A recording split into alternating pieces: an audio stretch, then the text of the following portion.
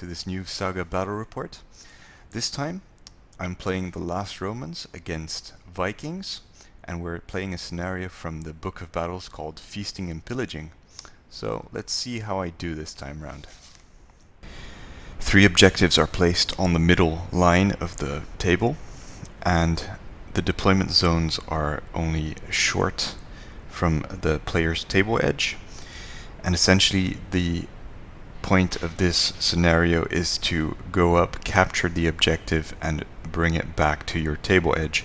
The objectives are worth 3 points if you hold them, and 6 points if you take them off the table edge with your unit. With the objectives, if you carry them, it counts as being in uneven terrain, and if you lose a combat, you also lose the objective to the winning unit. Starting off with the army composition, the Vikings took 1 point of Hearthguard, 1 point of Berserkers, 1 point of Warriors with a banner, 1 point of Levy with bows, 2 points worth of Mercenaries, the BIG-REVERB-WARHORN, and also Jarl Sigvaldi. As for the Last Romans, I took 2 points of Mounted Hearthguard, 1 point of Warriors with no special equipment, and 2 points of Warriors with bows, and 1 point of Javelin Levy. The Vikings are the first player for this scenario, so he deployed half of his warband. As you can see, the terrain was also set up relatively disadvantageously to the Last Romans, so my opponent really managed to screw up my deployment zone with forests and marshes. I didn't really want to put down too much terrain since I had a lot of shooting, so I just put in a field on his end and moved one of the forests out of the way.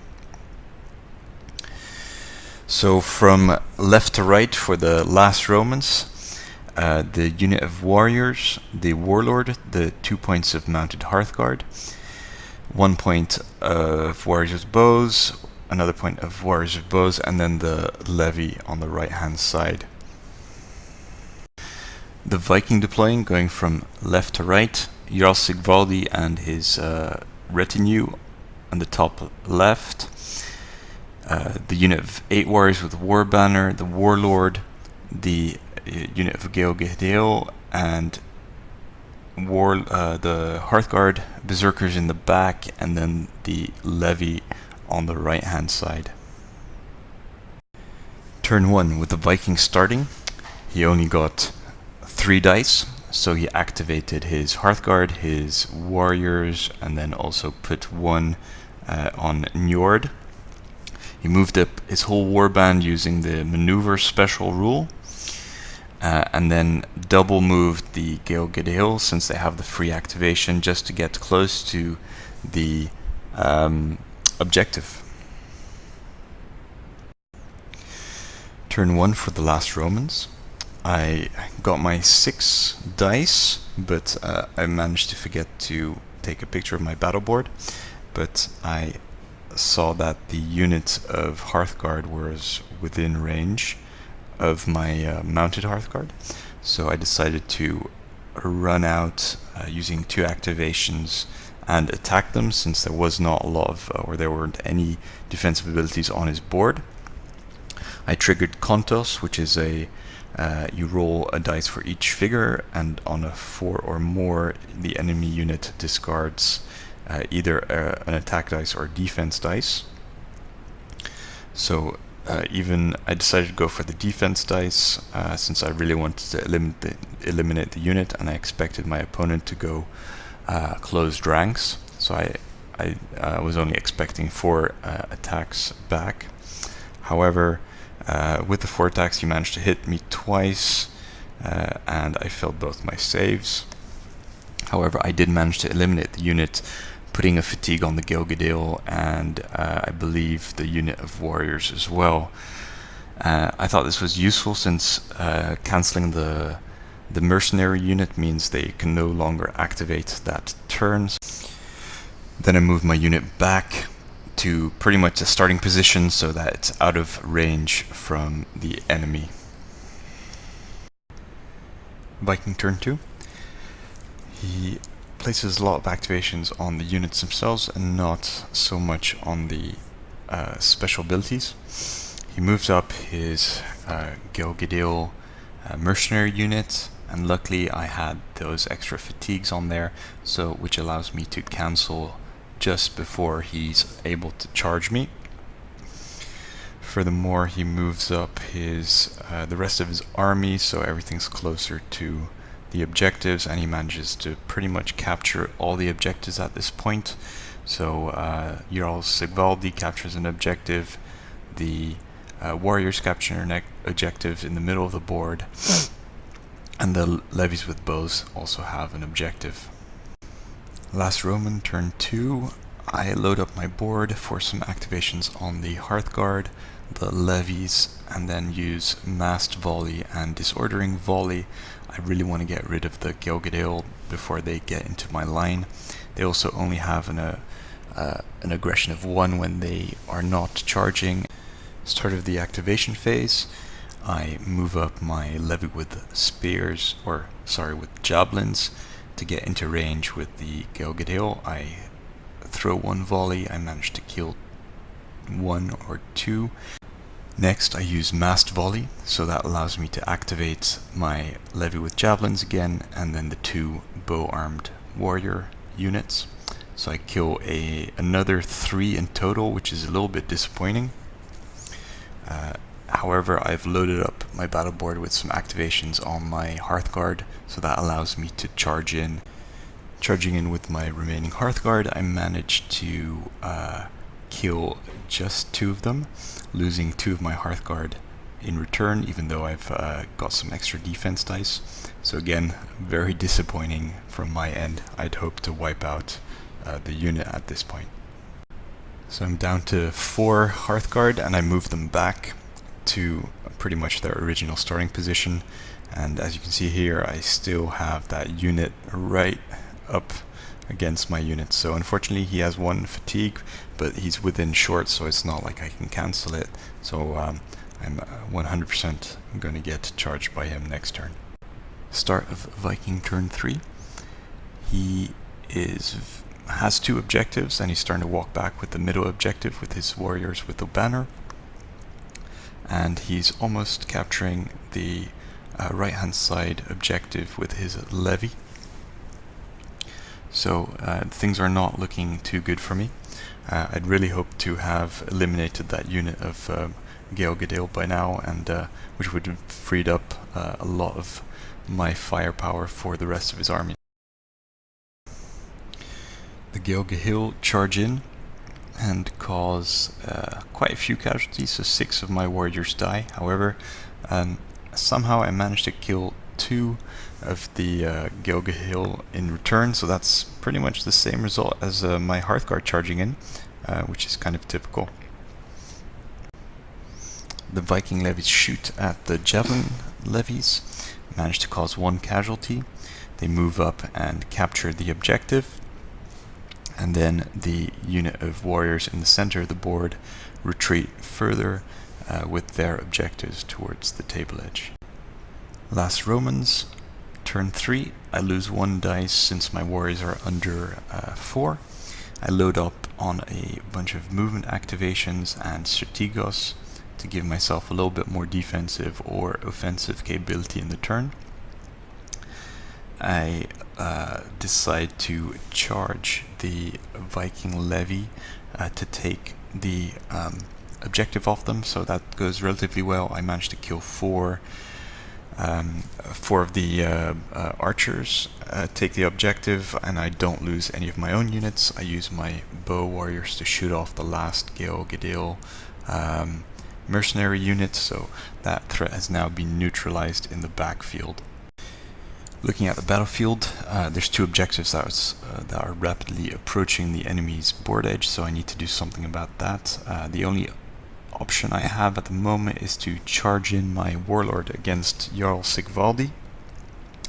I managed to survive. I think I take out 2 of his retinue, cause of fatigue. However, I do get 3 fatigue on my warlord, so he's very vulnerable the next turn, and I don't have any defensive abilities loaded up on my board.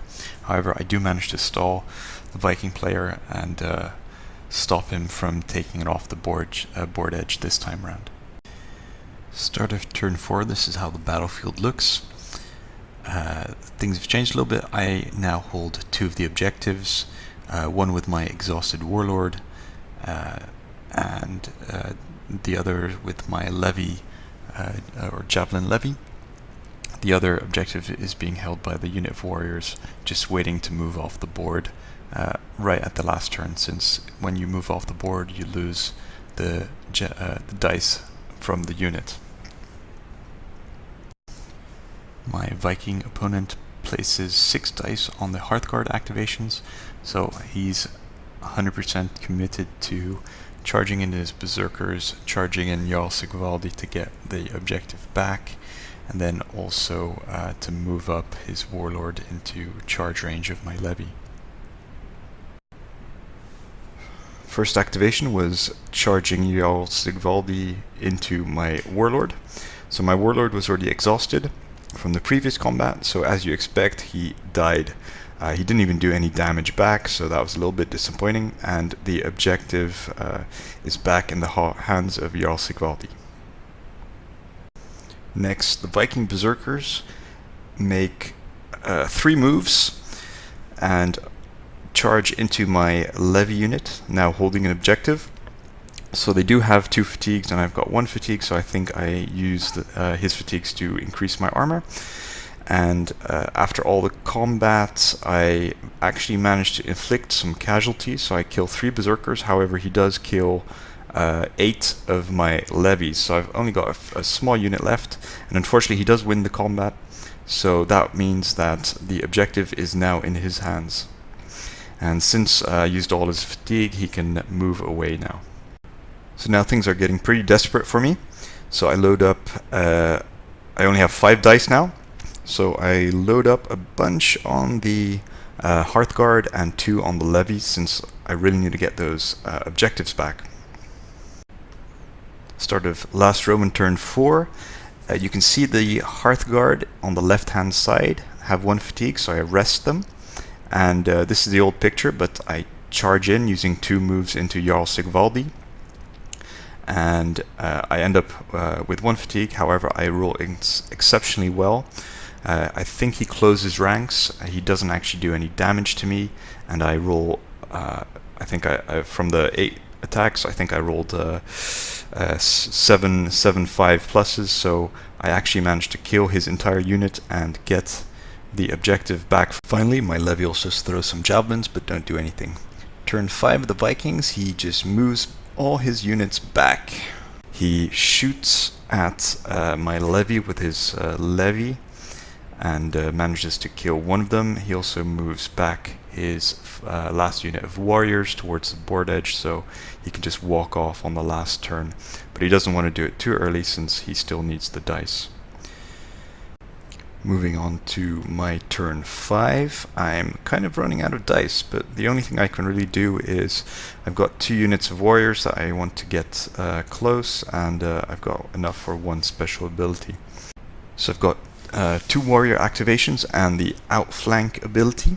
So I move my unit of warriors with bows out and use the outflank, which allows you to make a fatigue-free move as long as you stay outside of M of the enemy.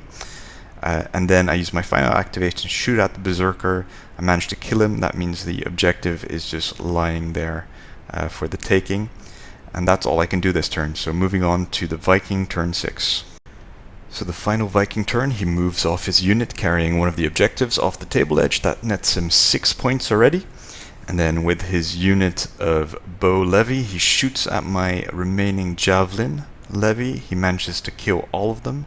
He then runs back, captures the objective, and I think those are all the activations he actually manages to do in his turn.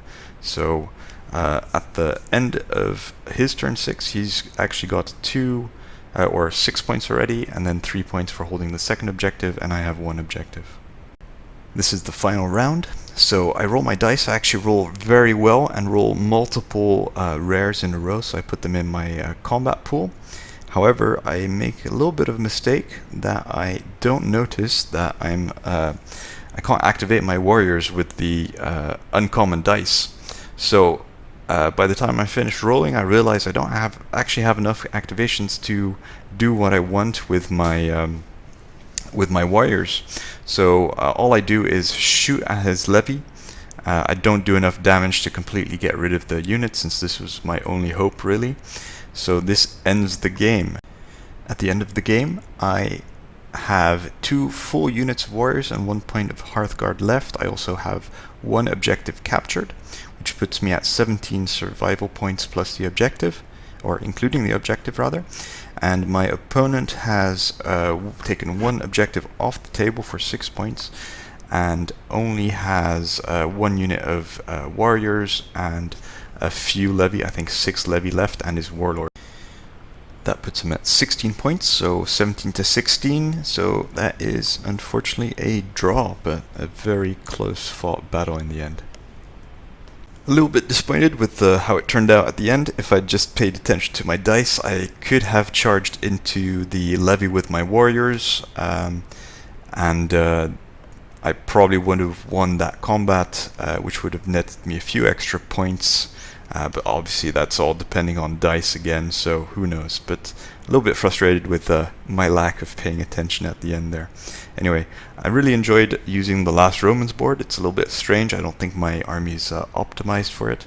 It was the first time using it, so I don't think it's an overly powerful board. I think I might put my thoughts down about it in a separate episode once I've had some time to think about it and maybe play with them again. So thanks for watching, hope you enjoyed it. Talk to you next time.